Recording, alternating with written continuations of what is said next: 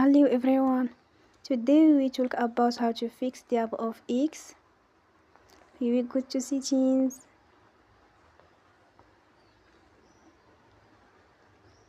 Then we click on apps.